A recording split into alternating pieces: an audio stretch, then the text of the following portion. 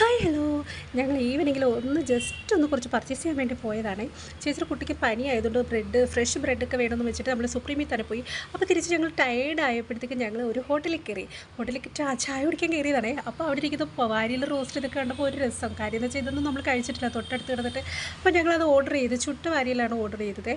അപ്പോൾ ഒരു മോഹം കൊണ്ട് ഓർഡർ ചെയ്തതാണ്. അപ്പോൾ കണ്ടിട്ടൊക്കെ ആദ്യം നമുക്കൊരു ഇതായിരുന്നു കഴിക്കാൻ. പക്ഷേ കഴിച്ച് കഴിഞ്ഞപ്പോൾ ഉണ്ടല്ലോ, അടിപൊളി ടേസ്റ്റായിരുന്നു. റാണി ചേച്ചി ഇത് കഴിക്കുന്നുണ്ടില്ല, അത് കടിച്ച് പറിക്കുകയാണ്. പക്ഷേ ഇത് കാണുമ്പോൾ നമുക്ക് ഒരിതായിട്ട് തോന്നുമെങ്കിലും പക്ഷേ അത് നമ്മളവിടെ പോയിരുന്ന് കഴിക്കുമ്പോൾ അറിയാൻ പറ്റും നമുക്ക് അതിൻ്റെ ടേസ്റ്റ് എങ്ങനെയാണെന്ന്.